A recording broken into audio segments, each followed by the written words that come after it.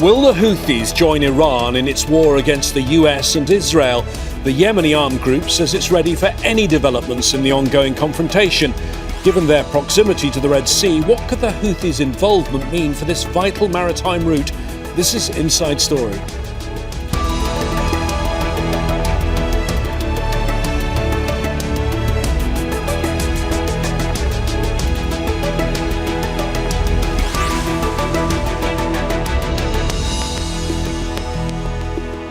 Hello there, I'm James Bays. As the US-Israeli war against Iran drags on, Yemen's Ansarullah, also known as the Houthis, have stayed out of the conflict. But that could change. They've said they consider themselves directly concerned and could take a position alongside Tehran. The armed group controls much of Yemen and in recent years has attacked Israel and commercial ships in the Red Sea. If a new front opens up, many fear that global trade would be disrupted even further in another maritime gateway. Shipping is already largely halted in the Strait of Hormuz, causing significant losses worldwide. So will the Houthis join the war? What difference could that make for the volatile region? We'll discuss these issues when our guests join us in just a moment. But first, this report from Imogen Kimber. Iranian flags on the streets of Sana'a, a show of support from the Yemeni armed group Ansarullah, also known as the Houthis. Our message to America and Israel is that we will not abandon Iran and Lebanon. We came out in support and solidarity with the Iranian people. We are all one body and one shield to confront America and Israel. Iran supported the Houthis in their push to take power in Yemen. And earlier this month, the movement's leader pledged to stand with Iran, which is under attack from the US and Israel. Abdul Malik al-Houthi also said any aggression against Iran was aggression against the entire region. Back in November 2023, the armed group used its proximity to the Bab el-Mandeb Strait to support Palestinians in Gaza who were under bombardment by Israel. Its fighters commandeered vessels linked to Israel, effectively blocking international shipping. Transport and logistic companies were forced to use far longer routes, causing major disruptions to the global supply chain and billions of dollars in losses. The Bab el-Mandeb Strait is a choke point in the Red Sea between Africa and the Middle East. More than 10% of global maritime trade passes through it. The US launched 2 operations to end the assault, but they were unsuccessful. Instead, it reached a truce, and the Houthis agreed to stop targeting international shipping. The armed group is Iran's most powerful non-state ally.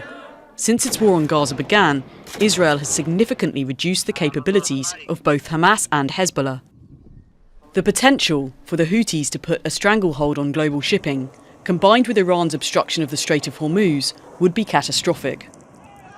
So what they decide to do will be critical, not just for Iran and the region, but for the whole world. Imogen Kimber, Al Jazeera for Inside Story.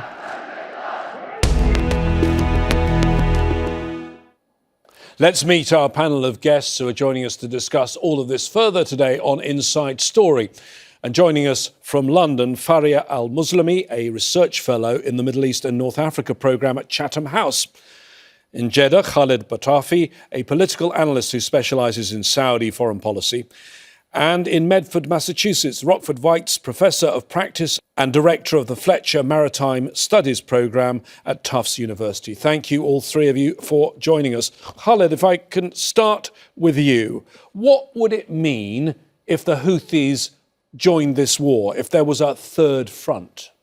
Well, it means a lot of trouble because the Houthis is controlling al-Mandeb Strait. And before that, in the 12th days war, they attacked all the ships on the Red Sea, and it became very costly and very expensive. The same with the Suez Channel. So right now, we only have this option to export our oil via Yanbu and the Red Sea down to Bab el-Mandeb and north to Suez Channel. And that's mean we would be cut off. But I believe there is pressure on the Houthis from the inside and the outside we included, not to join. And they showed wisdom so far for not joining. Farea, I mean, for the US and for Israeli military planners, and I guess for people who have got money invested in stock markets all around the world, the Houthis joining would be the worst case scenario, would it not? It would be obviously an additional nightmare to an already bloody war and costly in the Middle East. However, the Houthis have been hesitant not to join for 4 to 5 reasons. The first has to do with narrative, the second has to do with economy and incentive, and another one has to do with the military, but also the added value possibly of them. First, the Houthis have had fought many wars internally and externally, but they always, from their own narrative, have to have a domestic, local reasoning for it. And they cannot afford looking like in defense of the Persians. They do not have the same theological and reporting relationship with Iran as Hezbollah does or BMF or other Shiite militias in the region, despite being an extremist jihadi group. But also they are waiting for the roadmap and for a possible roadmap resuming with Saudi Arabia, which will give them huge economic incentives. So they have a lot at stake to lose. And number 3, I think we shall not forget that they are still militarily blind because of the last year's attacks and airstrikes by the United States of America. It did had a lot of harm on their military and communication capabilities. And they have a truce that they have sponsored by Oman. And that's another reason why they cannot throw all of that and just show up into the sea. Should there be strikes on them, I'm sure they will move on a moment, or if things goes bad in which the Gulf countries start to attack Iran back, there is a possibility they will jump. But so far, in addition to not clear about their added value to this militarily, Iran does not need so far a +1 into this war. Because of all of this, they have practiced restraints and they have kind of kept themselves in the reserves. And I think they will do for some time at the moment, unless, again, they are striked ahead or a GCC goes into a direct possible confrontation with Iran. But until then, for this domestic, economic, military, and added value reasons, they have practiced a strategic patience, and I think they will do for the time being. OK, Rockford, I mean, there is a similarity, is there not, between the Houthis and Iran in any potential conflict if the Houthis were to join it. They have geography on their side. It's a major strategic asset where they are in the world. That's correct. I agree with the analysis of both of my colleagues on this discussion, but I agree with you as well that the Houthis have geography on their side, and they're certainly able to use asymmetric warfare, so non-conventional warfare, in the same way that the IRGC it plans to do that in the Strait of Hormuz. So they would be their goal, I think, would be to disrupt commercial shipping. And I would just add to the discussion, essentially, the implications would be on 2 different levels: the regional level, especially for Saudi Arabia with those exports going through, as Khaled said, but then also for the Suez Canal and for Egypt. So those would be the regional implications. And then the global implications would be further price pressure on oil prices going up, further disruptions of global trade, including some deciding to pass around the Cape of Good Hope on their way to Europe instead of through the Suez Canal. So it would be, if it happens, it would be very disruptive and it would complicate the current war. Khaled, there are lots of unknowns here.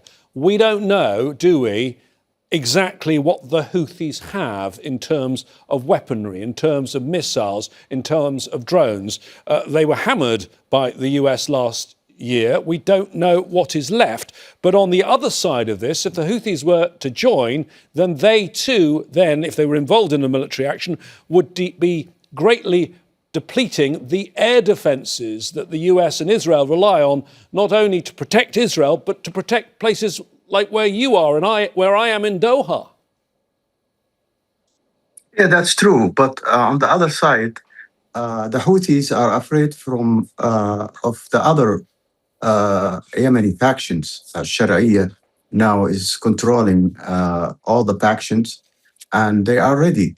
So they have to worry about their territory from being attacked, whether from Sharia or being punished by the Saudis or by other factions like or other parties like the United States or Israel. So they are in a very sensitive time right now, and they should wait and see because Iran is being deintegrated and the leadership is being killed.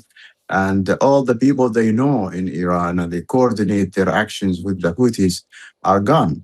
So if I were in their shoes, I would wait and see what happened next. Or if Iran survived miraculously, then I might think again. But if Iran, like what we see now, is being disintegrated, and all the leaders I know are lost in action, so then I will choose to be with the Saudis, who are going to be the next rulers of the game. And Saudis showed in decades their readiness to help without conditions. Their readiness to stabilize Yemen and to support Yemen. So if I were Houthi, I would wait for my rewards from the winner side. Farea, I mean, after October the 7th, the Houthis were involved in attacks on Israel and on global shipping. And then there was a sustained US campaign. There had been earlier airstrikes by the US and Israel and the UK, for that matter. A sustained air campaign last year, which ended in May, Operation Rough Rider. At the end of that, I mean, the Houthis seem to have come out quite well out of that, didn't they? I mean, the US decided to give that up because things weren't going all that well for the US. They were losing using up a lot of munitions. It cost them a lot of money, and they lost 7 drones, I think, during that 6-week campaign. Well, the Houthis showed up to the Red Sea because to them they could not afford not showing up for Palestine. That's a different calculation domestically wise. But in that case, in fact, it was another example in which Iran originally have asked them not to intervene and not to escalate in the Red Sea. And however, they moved despite Iran's will at the moment because they had enough reasons domestically and regionally to project power of that. However, what I would warn off is that while now the Iranians have a less of a command and control over the Houthis because most of IRGC and Hezbollah commanders have left Yemen over the last year and the Houthis enjoy a certain level of independence, there has been cases in the past, just like the opposite in October 7, there has been cases in 2015 in which the Houthis did not want to escalate, but IRGC cells in Sana'a decided to escalate specifically against Saudi Arabia. So there has been incidents in the past in which things gets out of the Houthis' control despite their mathematics. However, I would not also only count as a threat coming out of the Red Sea exclusive or of Yemen exclusively out of the Houthis. The Iranians have invested in a lot of different Yemeni aspects inside Yemen. They have different cells and they have different relationships across the Horn of Africa, from pirates to smugglers to different religious and militia groups. So I would not be surprised to see that despite the Houthis well at one point that it will escalate in the longer term. And of course, that was an uncalculated war for the Houthis, but as a group, it does not mind functioning in a war, specifically because it brings it allows it to avoid its domestic pressure and its domestic situations.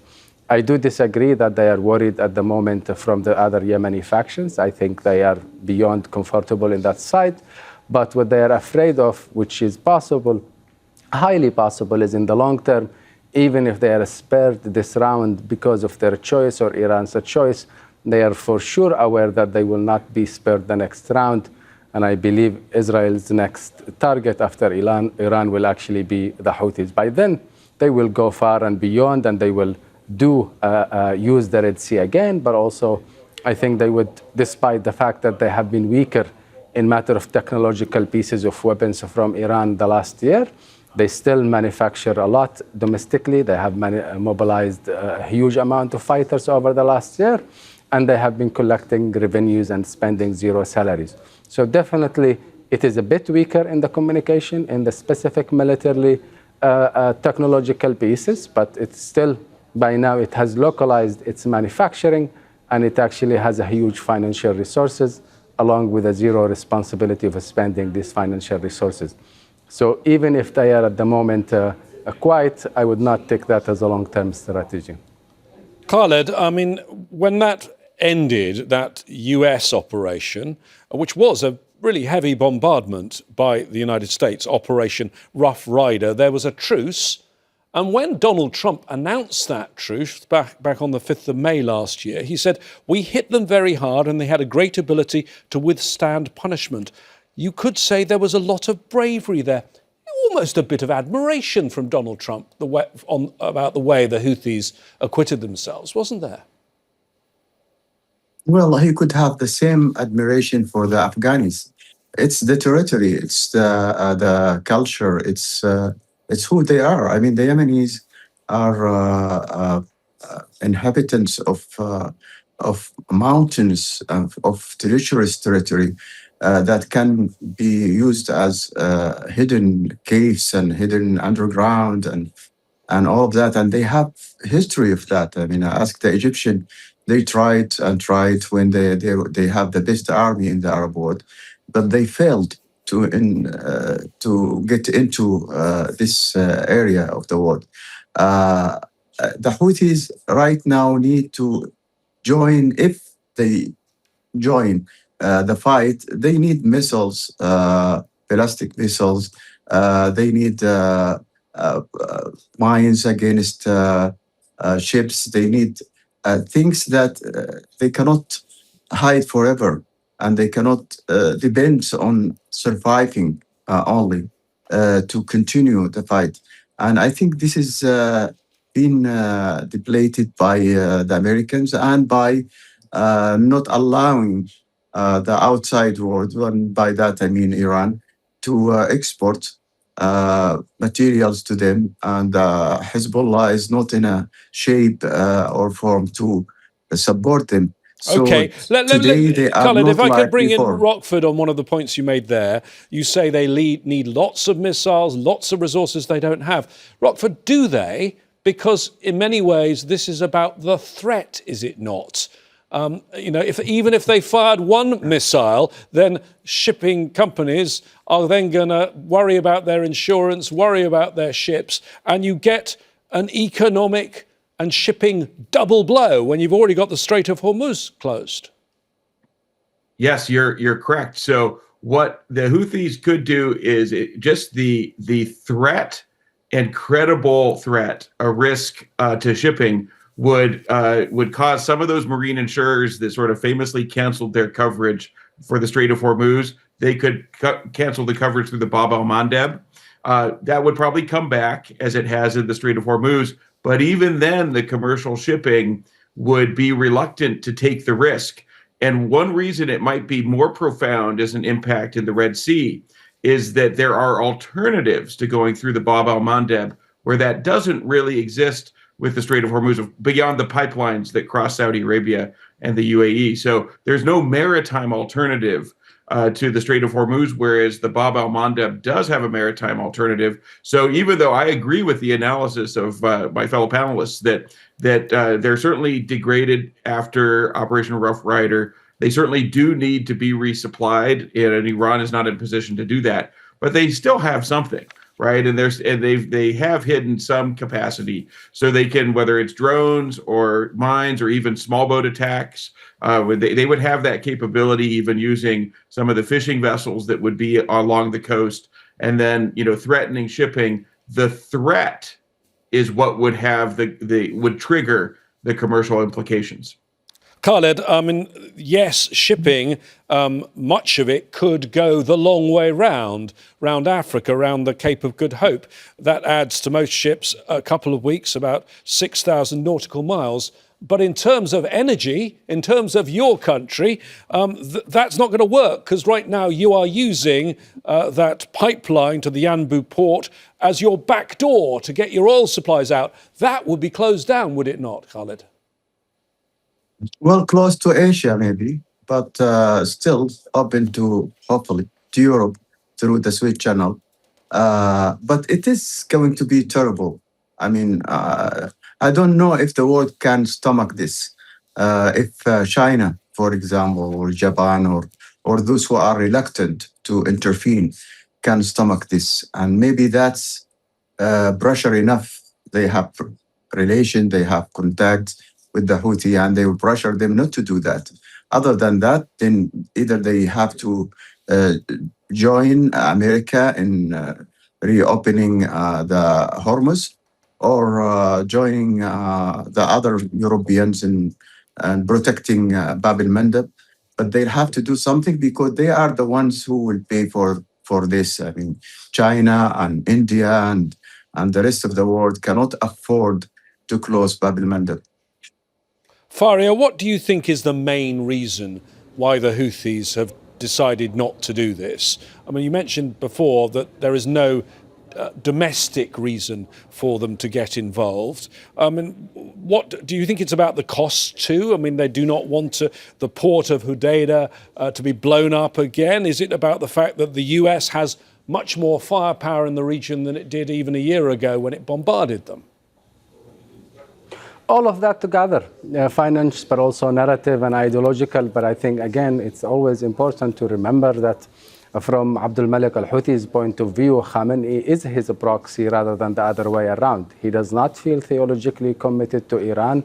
He's in debt, of course, and he feels he owns them a lot. They have helped transform the group into a global threat. But by the end of the day, I mean, to him, Mecca and Sana'a are more significant than Najaf and Qom and Tehran. That's a quite important dynamic to remember. And because, again, there is a huge domestic aspect in the past that covered them, which was the support for the Palestinian case. That does not exist at the moment in Yemen. And I think they are, again, it's always to remember, they are still blind after a Trump attacks.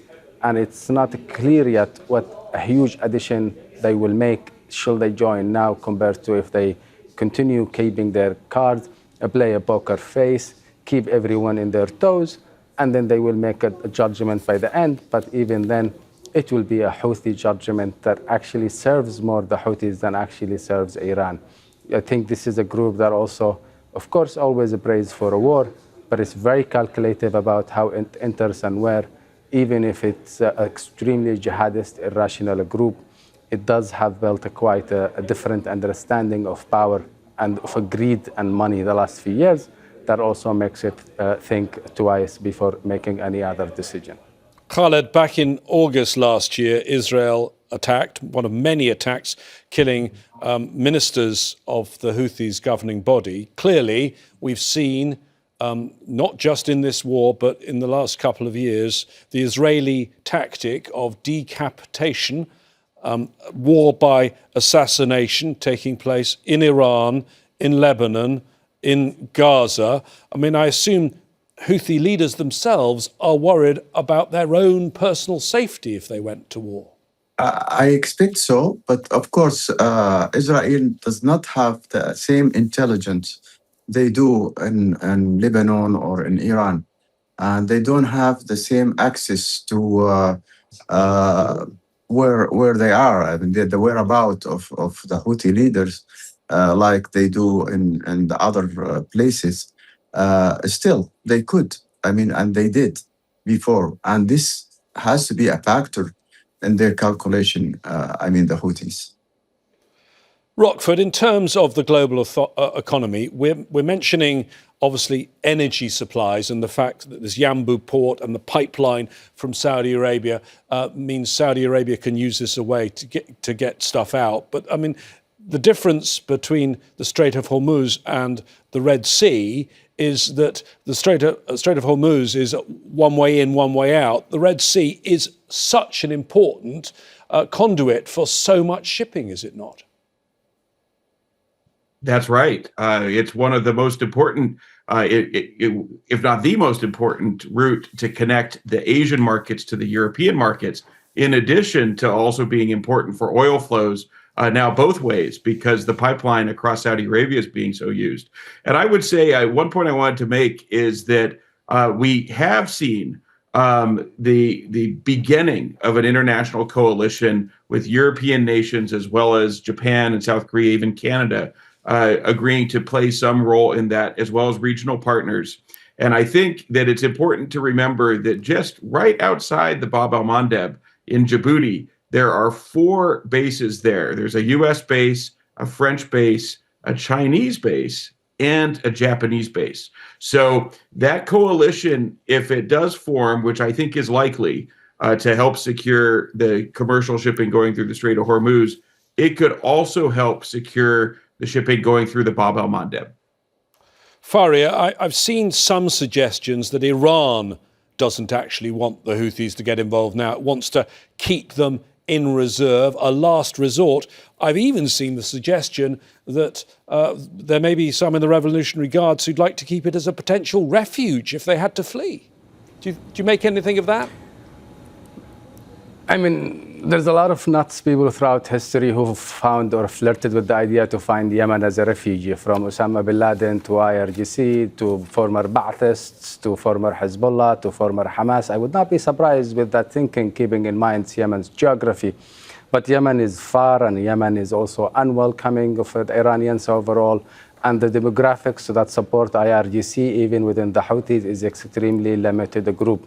I have no doubt that the Iranians hope and pray that they can use the Houthis as much as they can, and they will always try that as much as they can.